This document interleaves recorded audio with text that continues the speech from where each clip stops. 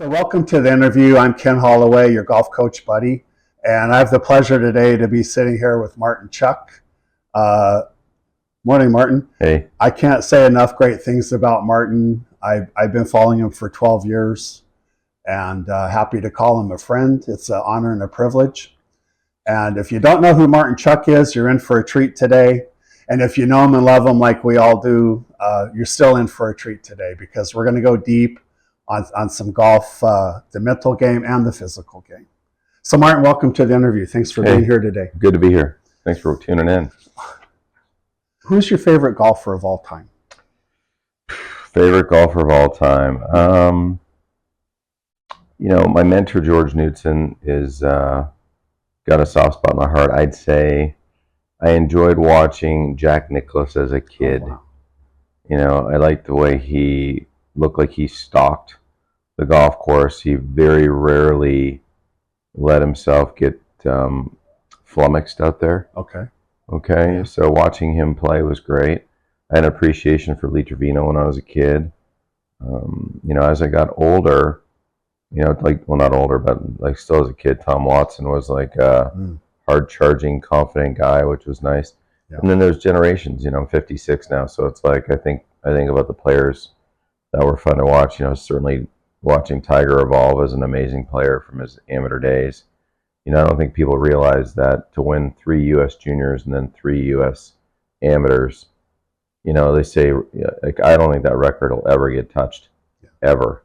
But who knows? Maybe some phenom comes along that is as skilled and as driven as Tiger, but I don't see that happening.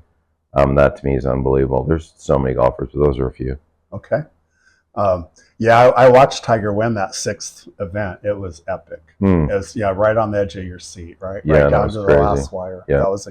It was so epic. It seemed like it was just faded, kind of like when Payne Stewart won the '99 U.S. Open. Yeah. No, it's memorable. I know from spending time with you that you got to spend time with Arnold Palmer.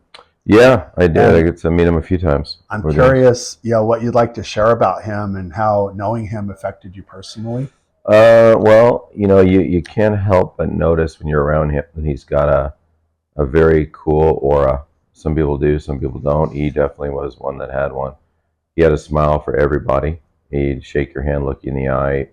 You felt like when you were with him, even though he was had that kind of legendary status. He made everybody feel good around him. And I got to meet him when I was 18 for the first time and play a couple of holes with him, and it was awesome.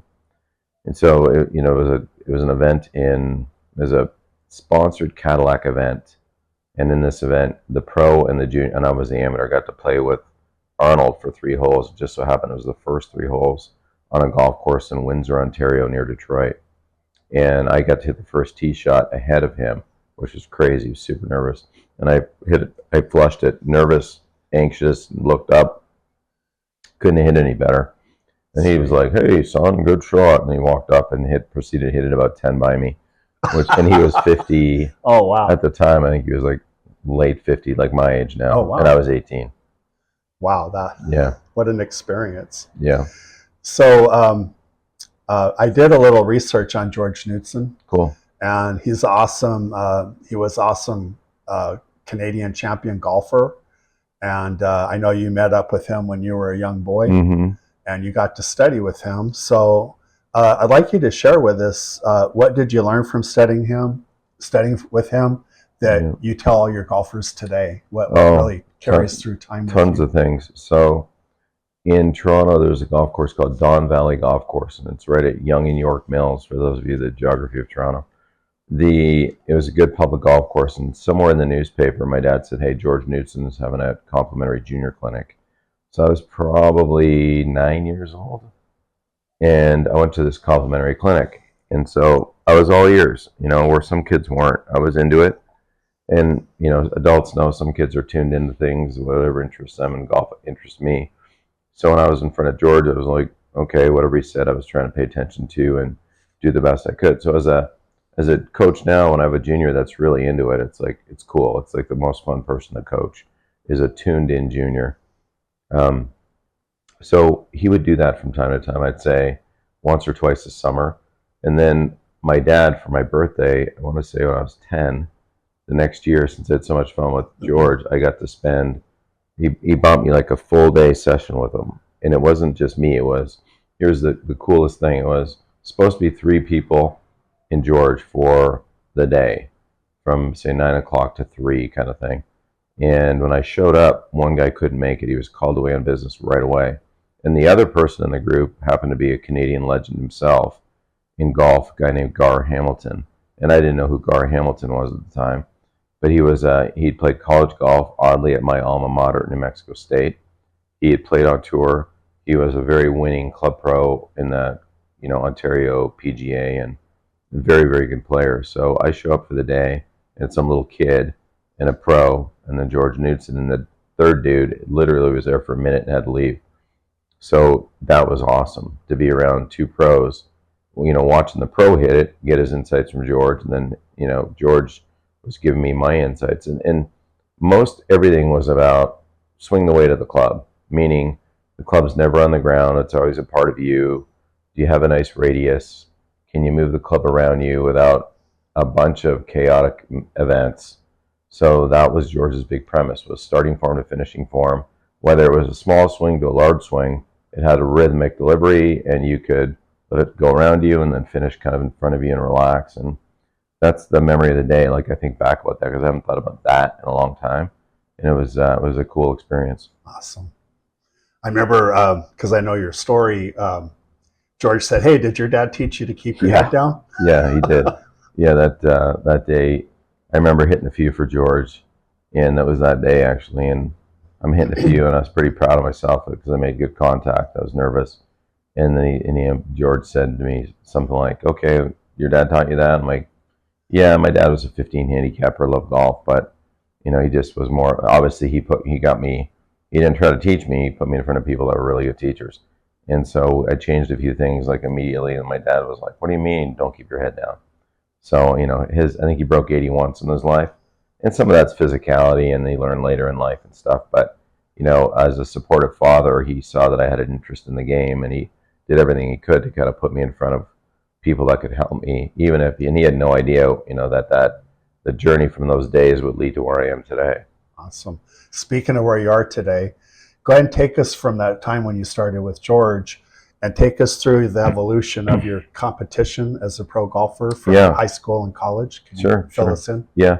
So I want to say I played my first, I don't know, I joke, I'm trying to think, maybe competitions around 10-ish. There was little tournaments in Toronto, and the competition wasn't very strong, and I was a keen little golfer, so typically you're going to beat the other juniors around. So in that environment, I was, you build confidence through realizing you're pretty good at something. And so I was winning my little tournaments. And then that led to more, from little local club events around these couple little munis in Toronto to more citywide events where there was better players and the competition was a little bit better. And that was interesting, and I was doing well in those, winning most of those too. And I just kind of got a buzz for it because now you start to go, you kind of know who the people are that are pretty good in your area. And then from there, it goes to like the Ontario Junior. But most of those people in Ontario were from Toronto anyway. I mean, it's the hub of that area. And the odd kid would be from Ottawa or Peterborough or some, a little bit larger population around the city. So I knew I was pretty good in that environment. And then it led to playing in tournaments in the United States where the competition got way better. I remember, playing against certain kids that were from the U.S. and they were, legit, really talented and focused, skilled junior golfers. And I was good too. So I won my series of junior golf tournaments, and my goal was always, like, from the time I was probably maybe 12, 13, I think I'm going to make this game my career. And I loved hockey too. I played all sports really, much to my dad's chagrin actually, because I remember coming home in junior high school, 7th grade, and saying to my dad, there's football. And he's like, "I don't want you playing football." And I'm like, "I want to play football." And I played football, so I guess I was a little stubborn. And I never really tore myself up other than the dings and scratches of football. So I played all sports, and every season there was a sport offered. I played them all, and it wasn't like in the U.S. where once you're kind of good at something, you kind of focus on that sport. In Canada, that you played everything. And I thought that was Wow. great. It was a well-rounded way to be, camaraderie, friendships with people, different. Like, so not many of my friends played all sports. It was just me and a couple dudes that did. I mean, I was on the ski team, played in the golf team, I was in the band, I played football, rugby. What else did I play? I played volleyball 1 year. Played them all. Like, this was at the, school level. Some teams were good. Some teams we got run over, but it Yeah. was a lot of fun. And then back to like golf. I played in higher level junior golf tournaments, which pretty much took me to the U.S. Junior, American Junior Golf Association events. Had some success. Didn't win any big ones, but good enough to get on the radar of college coaches. And played golf at New Mexico State University for 4 years. Had a great What time. division is that? D1. Oh, It's the top division. sweet. We played against the best players in the country. Um, Played 4 years there. My teammate, oddly enough, I didn't think my teammate Rich Beam would be a famous golfer, Oh, yeah. but that's funny. He was. I thought on my team, I would have been I would have penned myself as been the guy who had more professional success than Rich, but he did. And then a couple other kids are quite talented on my team, but you never know. Golf is a funny game. When you get your little, you might get a bounce, you might get a boost of confidence, whatever it takes you to propel you over something. Because a lot of times, that little bump that gets you over the level is luck.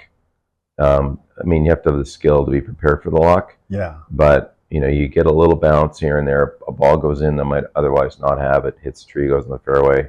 Could have bounced out of bounds. There's a little bit of luck that's involved in acquiring those little confidence boosters that take you to the place where you can keep pushing. Nice. Yeah. Touching on the band thing, I remember you play saxophone. Yeah, So we're both sax players. cool. So we'll have to play Picking Up the Pieces or something. Oh man, like, do you still play? Yeah. Oh, you do? Oh, yeah. Yeah, I played in.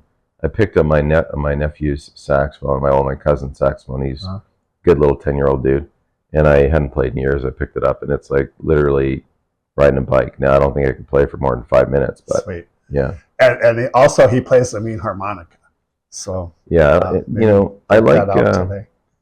tying that back into teaching. I like when I know somebody's a musician and they play golf, then to me that proves to me that they can suffer, and not suffer in a like, being outside the elements for Wow. 4 days, but the suffer to become a musician is nobody's any good right away. You suck at it. You're just driven to Yeah. keep going one foot in front of the other until you acquire the skill to get the next skill to get the next skill. And it's when I hear somebody's a musician, then I know they're very capable of becoming a pretty good golfer, assuming they have some physicality too. Yeah. But if somebody that hasn't suffered to earn a skill like that, Yeah.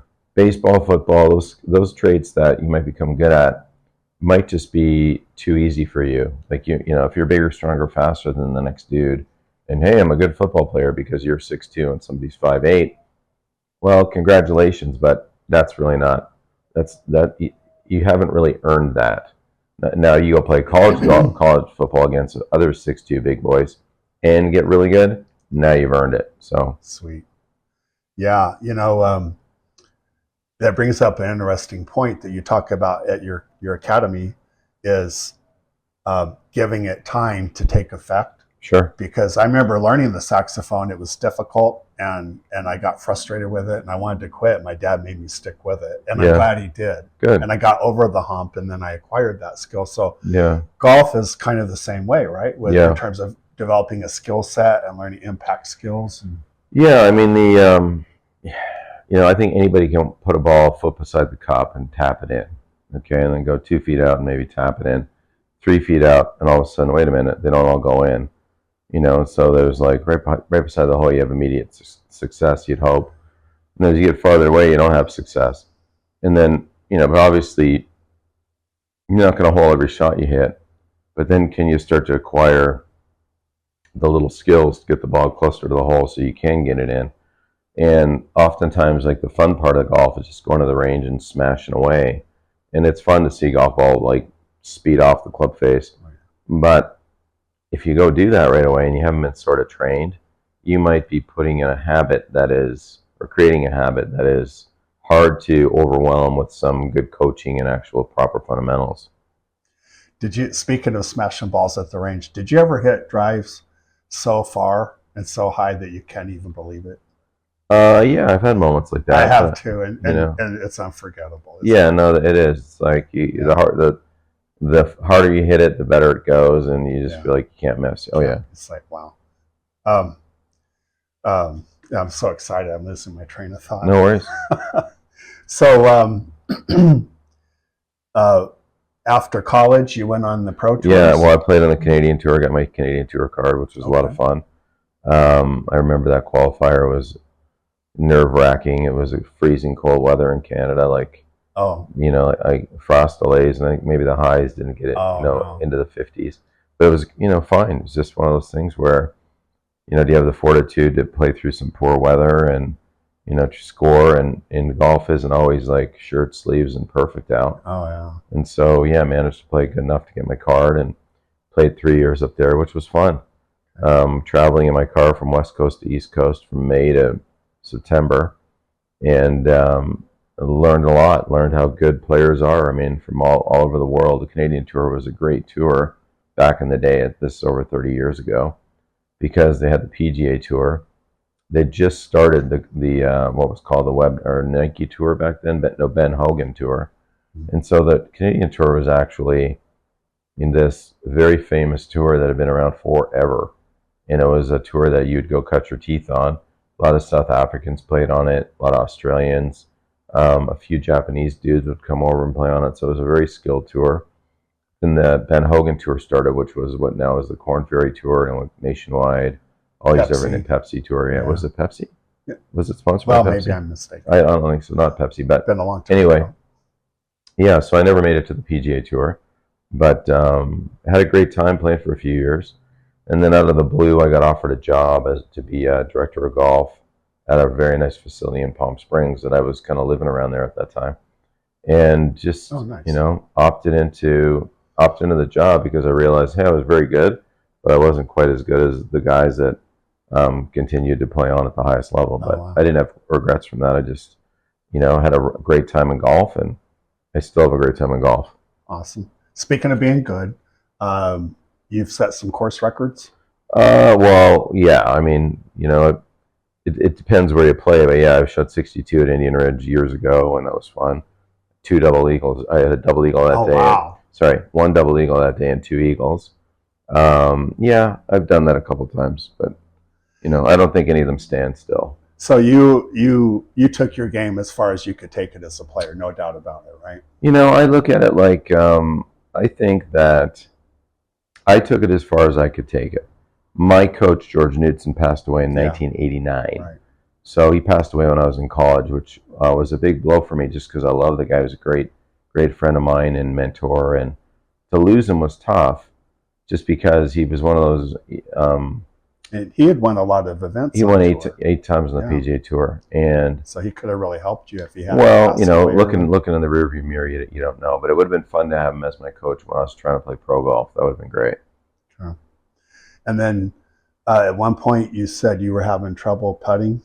You were getting Yeah, what yeah. should we call it, the yips, or I would say it was in college. It happened to me when I was a junior golfer. I can remember the day, actually. I remember the green. Oh wow. You know what I mean? That's it. Yeah, and I don't even like thinking about it, to be honest with you.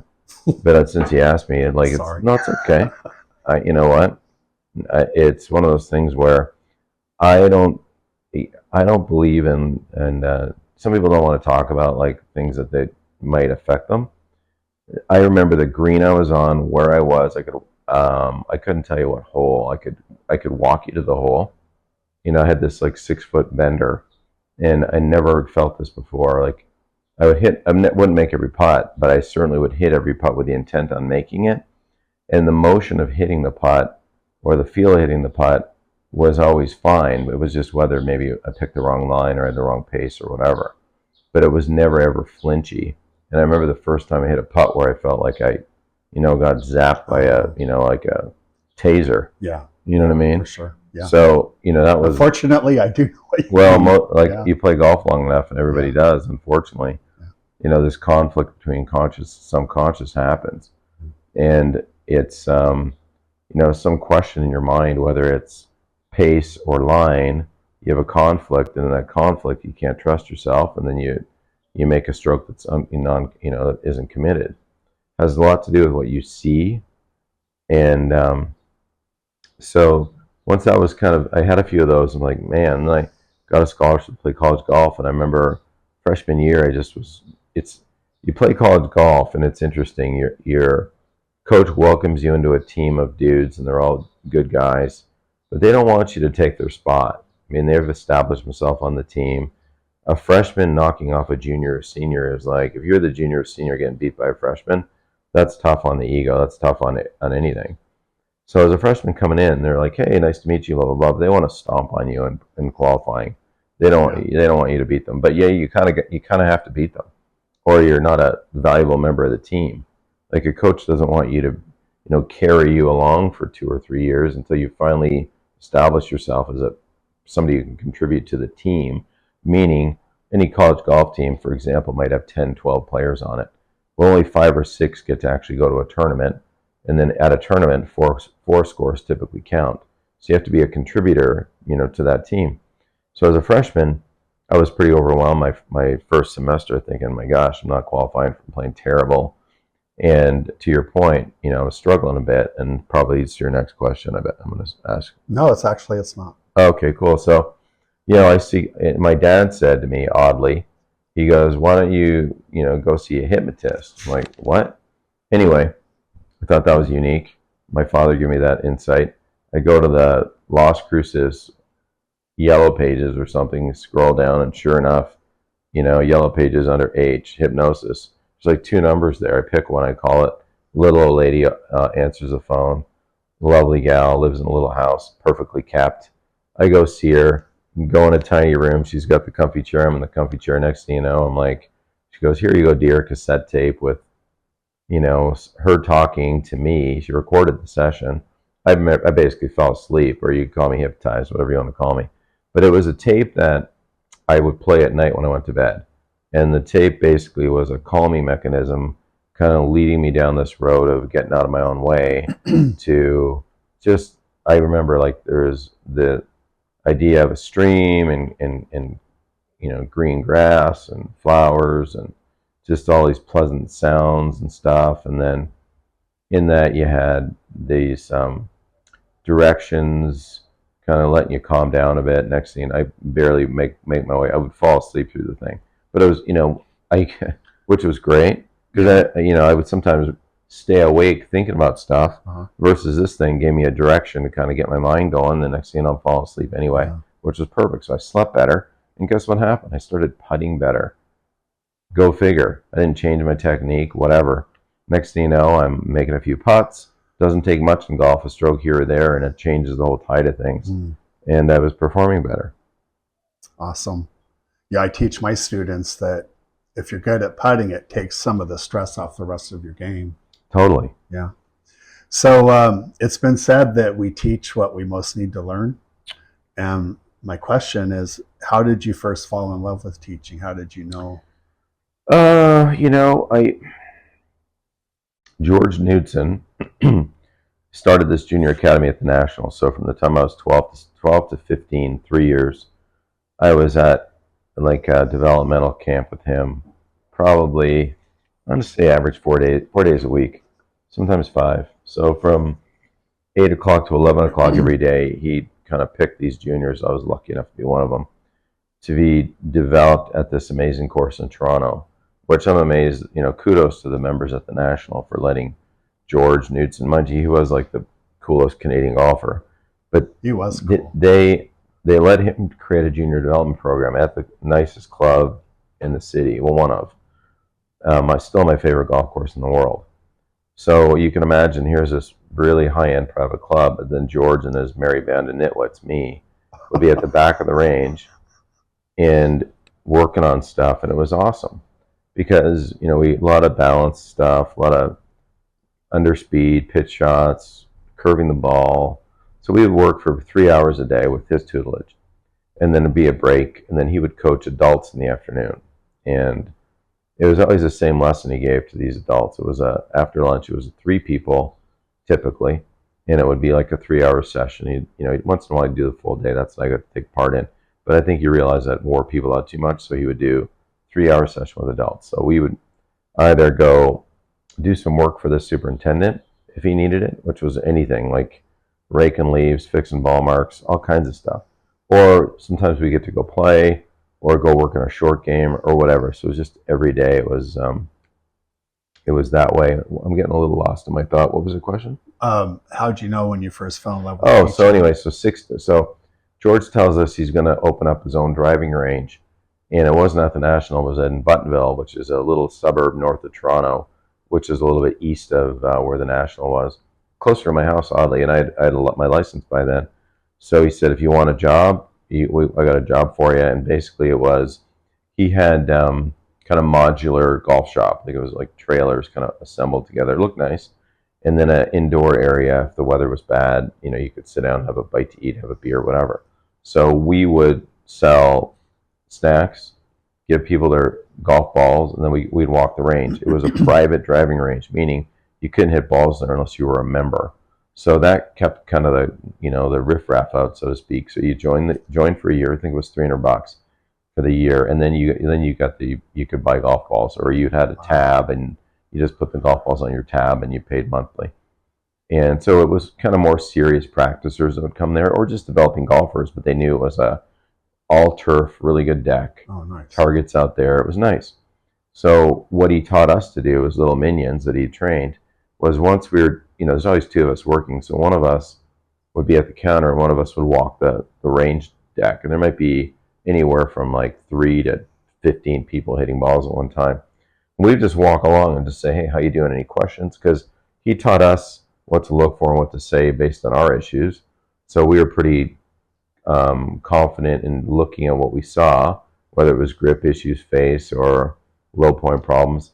So at 16, I'm walking the line, building my confidence, talking to whoever, because I could demonstrate and hit it pretty nicely to people that were developing their game. So I really enjoyed it, walking along. And golf's a unique game that way, because I didn't even tell you this, but before my experience with George, there was a little muni in Toronto that I would, when I was 9 years old, your parents get thrown in jail for this now, but I could go about a block, put my 10-cent bus token in, take a bus, it was maybe a mile and a half to Don Mills Avenue, transfer, so get off the bus, wait on the corner, take the bus south to, 4 or 5 miles south to Eglinton Avenue, get off, walk about a quarter mile to this public golf course where my clubs were in a locker, and I'd play there all day. And so I'd show up at 9, go to the tee, I might meet Ken. Ken would be looking at some little kid, be me. Hello, how are you? Nice to meet you. And I'd wax him by 5. Oh, boy. Because I'd play this muni every single day. It was an executive course. And I'd rarely shoot over 40, shot par and better 100 times. So these adults were like, holy, this kid's, unbelievable. But there was a little group of kids there that were all pretty good. So we had a fun little time playing, either with the other kids to show up or whatever. And it was more of a place where adults would go to learn golf, because it wasn't a big course. It was just an executive course. The first hole was 230-yard par 4. And my goal, because I'd seen some adults do it, they'd drive the green and, putt for an eagle. I'm like, ooh, I can't wait to do that. And then as I got older, when I was maybe I went back there, even though I was a part of that junior program at the National, I'd go back there just to see if I could hit it on that green off the first tee. It was small green, so hitting that green, you had 230, which is a good poke, and kind of straight. So that was always my goal. Nice. So when you're walking the range line, did you ever draw a crowd like you're helping one person, everyone else comes over to watch? Not really. In that scene, they knew that like I wouldn't stand there for half an hour. I'd walk the range, and maybe somebody was struggling, I might adjust their hands a bit, or give them before aim sticks, driveway poles, flexible fiberglass things. George had these wooden T-squares that he'd make. It was literally a 1-by-1 piece of wood, and then it had a little piece of wood that was nailed with a little piece, so it was a bit more stable. And so sometimes I'd just go grab one of those and help them with their alignment, or talk to them about their grip, maybe keeping their arms together a little bit on their backswings. It didn't get too chaotic. But then it would just be a quick little touch-up and just move along. Okay. So I could walk the whole range, and even though it was busy, maybe it was 15 people, I might only be out there an hour. Okay. Because we'd sub out. Like I would do my walk, and then I go back because none of us wanted to be in the trailer selling hot dogs. Okay, yeah. You know what I mean? So that was okay. Do you guys sell hot dogs? Oh, hot dogs, candy bars, beers, coffee. Was George there too sometimes? George was there only really for his clinics. Oh. So once he kind of got it going, we were the boss. Like there was an older kid who kind of ran the show, kind of made our schedule for us. He was maybe 19. And then his son Paul worked there too. His son's a great guy. But it was like Paul and this other fella. I don't know what his real name was, but we called him Cheeber, whatever the hell Cheeber means. All I remember is his nickname, Cheeb. But he was a great guy. And so Cheeb would make kind of a schedule with Paul, and then, we'd walk the line, and yeah, it was great. Was that closed during the winter? Oh yeah. Okay. Oh yeah. No, it was a summer gig. Yeah. Okay, cool. Yeah. So you have an incredible eye for diagnosing a swing almost instantly when you watch people on the line. So what are some of the key differences you see between good golfers and the rest of us at a glance? What do you immediately observe? Like you can tell, like there's an athletic readiness to good golfers, and that, there's a waggle, there's a rhythm that good golfers exude, between their foot pressure on the ground and how that relates to how the club's in their hands, and then the glance they give. So you see this little kind of pressure back and forth in the feet, how the club's in their hands, how they look, and then that's right there is a testimony to their skill. Whereas newer golfers are frozen, they're not moving, they're kind of grinding over thought of what to do, and so it goes from like this stuck prison of not knowing what to do to athletic readiness on your feet, and then there's like always a look, waggle, and then they go. So you can see that in a blink, and then naturally, if somebody has the coordination to create speed, from the ground up into the body, out the arms to the club, that's pretty easy to see. Okay. This is a related question. We may get a little repeating, but sure. I'd rather cover it 2 or 3 times than forget to bring it up. Where do most average golfers get it wrong in terms of building a reliable, powerful swing? So most golfers get it wrong right off the get-go from the hands, because if your hands aren't on, so the hands are the only connection you have to the club, okay? And then the club obviously is this grip. Well, it's not really even a grip. It's a shaft, a club head, and a face. So there's 3 elements to a club. A grip just so it doesn't slip out. Now, a shaft, a club head, and a face. So a club head is weight. Okay, then you have the distal challenge of the shaft, meaning if I give you a ping pong paddle, you'd have pretty darn good control over the face, and because it's right here.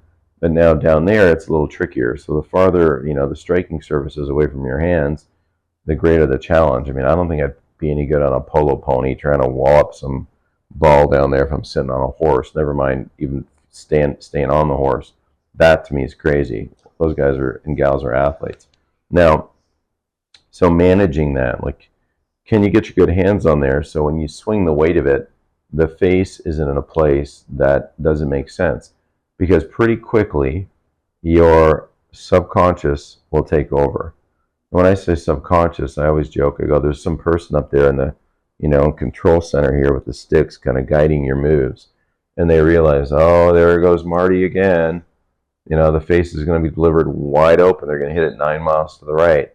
You better get them to put on all this muscular force and spastic motion in order to take the smooth delivery of the club, and it's going to hit it way to the right, flip the face over so they get some outcome that goes kind of straight. So unfortunately, golfers that don't have a sense of coaching or direction early can go down a wrong road really fast and develop a game that's fun. They can be social. They go play golf. Hell, they might even break 80 once in a while. But it's always a game built on a house of cards rather than something where they can develop real power and rhythm that has reliability. Because if the face is in a bizarre spot, you're sort of figuring out how to get the club on it because of your experience. And golf is a game of history, in my opinion. Not history like George Washington, but history, your history. Because you got to be able to go back in time, a day, a year, 5 years, 10 years, choose a shot that relates to the moment at hand, and your brain kind of goes, yeah, I've hit this shot before. This is what it felt like. Consciously, you might not have a clue. Subconsciously, that shot's programmed in because you did it successfully and you chose it and you pulled it off. So let's say we're at a driving range and there's 30 people out there hitting Mhm. balls, and 28 of them suck. Mm-hmm. And so I call you in, we blow a whistle, we round them all up, Mm-hmm. say, gather up, people. Martin's going to give you 3 things, 3 pointers that are going to help you hit better golf shots. Okay. What would they be? What could these people take away in the moment? In the moment, I'd say if I was giving like a big clinic like that, because there's situations where I can get my hands on you and kind of put you in a position, provide a feel one-on-one. But if I was just talking to a group, I do a lot of digital instruction where people just watch videos. And I'd say I would try to make you understand that I would not want the club on the ground. So the ball's on the ground, I don't want the club on the ground. So the first thing would be, okay, can we create some kind of a radius that is reliable, that's just comfortably pushing, especially your lead arm, sort of straightish. And to get a lead arm straight, there's certain muscles that straighten an arm. And say, okay, give me a radius in your arms, but I want the club not resting on the ground at all. That doesn't mean that it can't touch the grass, but I would want to be able to take a business card and kind of run it underneath the club. I'm talking, to the naked eye, you wouldn't know that you're not resting the club on the ground. It's an elevated club to the naked eye, but it's not really resting on anything, okay? So that would be like number one. Okay.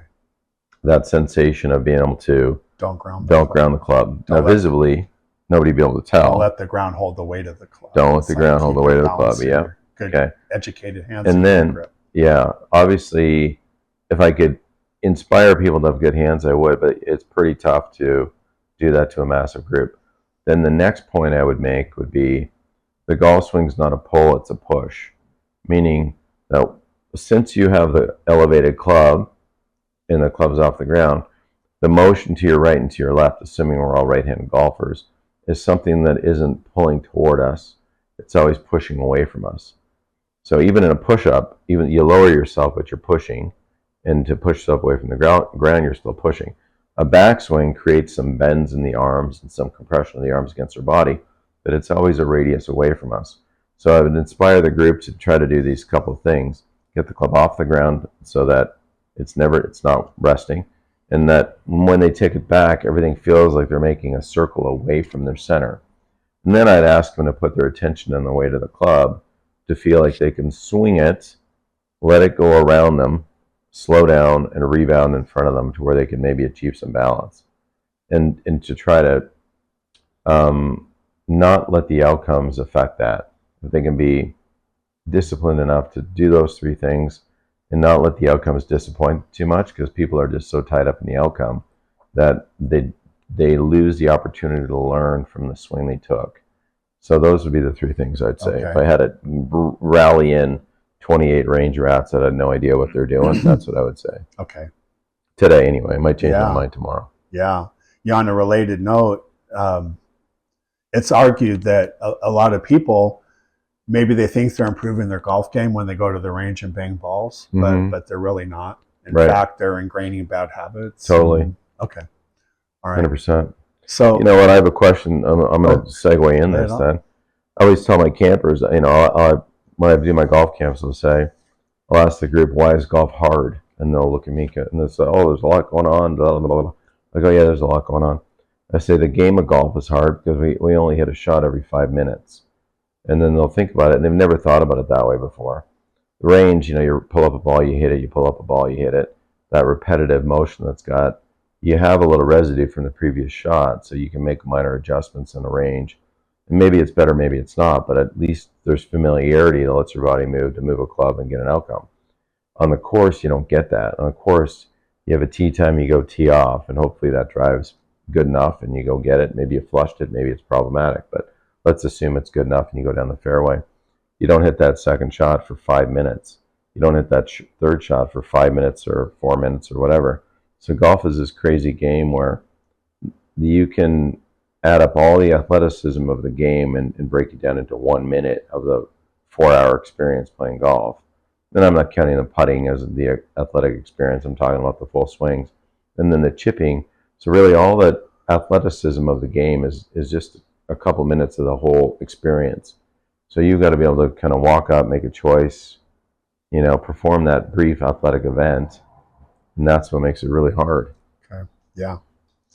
So one thing that'll help a lot of golfers, if you never thought about it, is a lot of beginning golfers, they're trying to help the ball get up in the air. Sure. And you wrote in your book about the idea of a Ferrari driving underneath, running into the back of a dump truck. Mm-hmm.